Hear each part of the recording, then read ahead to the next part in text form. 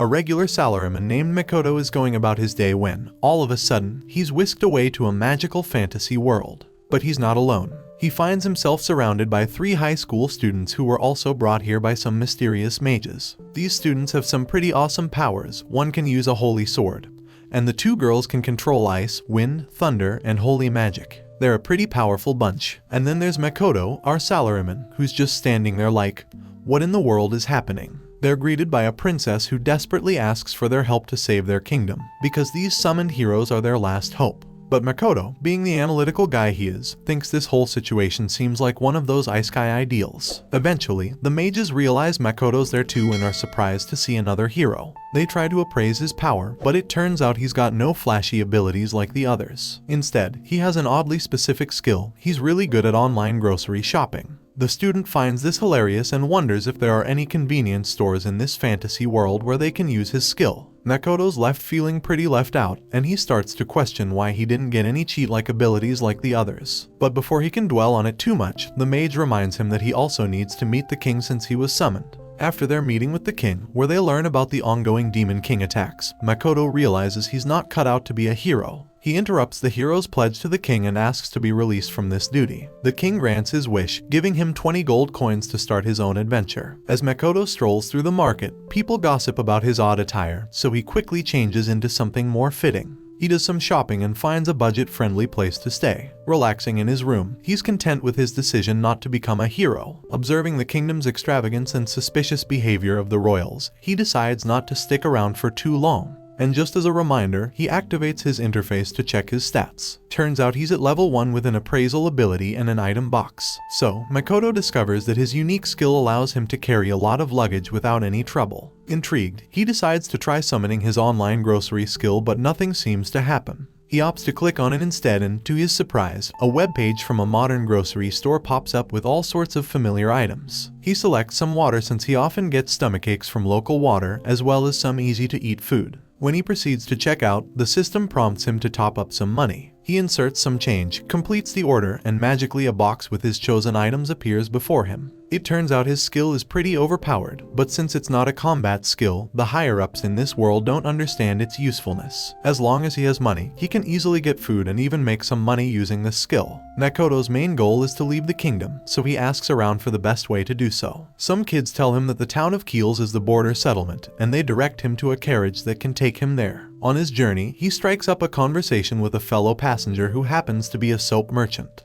He asks the merchant if he has an item box skill, but the merchant explains that only 1 in 1,000 people has such a rare ability. Curious about the appraisal ability, Makoto learns that it's a highly sought-after skill among merchants, but only heroes summoned from another world possess it.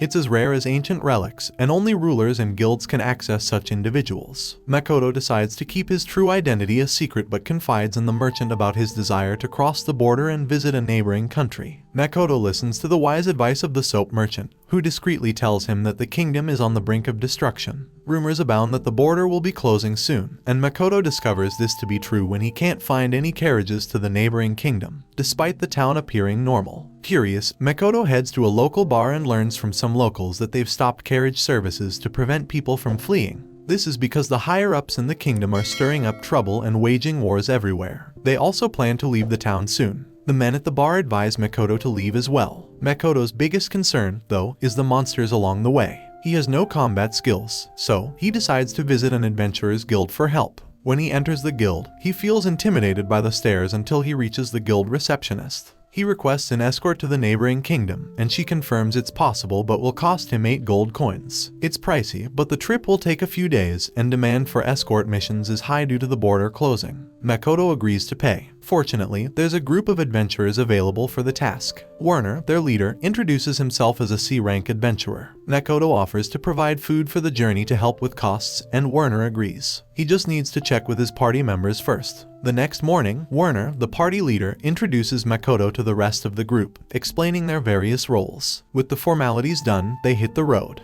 After a couple of hours of travel, Werner suggests taking a break under a shady tree. Makoto decides to whip up some food for the party to boost their energy. He reaches into his item box, and the party members are pretty impressed by his rare skill. Makoto tries to downplay it, though. They also admire his equipment, but little do they know that he bought most of it online because it was cheaper than the fantasy versions. Makoto presents the prepared food, and the party loves it, especially his soup. They praise his culinary skills, unaware that it came out of a box from his online store. The party was initially skeptical about this job, but now they're thrilled they accepted it, as they get to eat like royalty. Warner promises not to pry into Makoto's business as long as they keep getting delicious meals.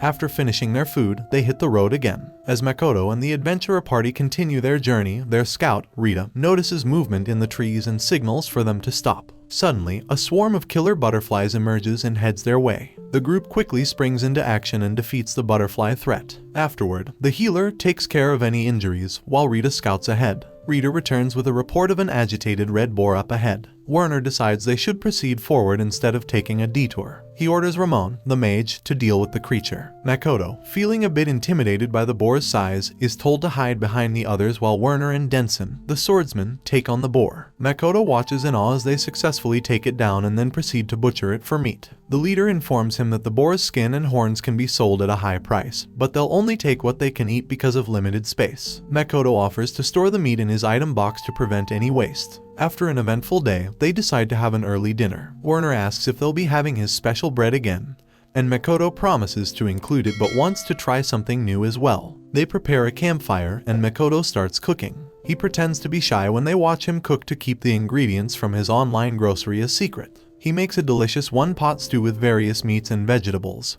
served with the special bread. As everyone took their first bite of the meal, a stunned silence engulfed the atmosphere. He asked if they don't like it, but they finish their first bowls quickly and ask for seconds. The mage explains that they're used to eating jerky and hard bread, so this warm meal is a real treat. However, Makoto overhears them attributing their newfound energy and improved stats to the meal. He panics internally, wondering if his cooking is causing these effects. He discreetly uses his appraisal skill to check and is shocked to see the increase in Rita's stats. He hides his surprise by pretending to choke on his food, making up an excuse. Makoto starts worrying about the potential dangers of the food from another world, but it seems to be increasing stamina and magical powers. He decides to keep this discovery to himself and not let anyone know about it. As they enjoy their meal and the campfire, a mysterious beast watches them from the shadows. So, our brave adventurers are on the road again, and Werner, their trusty leader, gives them the heads up that they'll reach their destination in a couple of days. Once they cross the border, it's just a half-day trek to the city. Sounds like a plan, right? Well, they decide to camp for the night at the edge of a spooky forest. Time to set up camp, but who's doing what? Makoto, our culinary wizard, decides it's dinner time. He's got some of that red boar meat to cook up.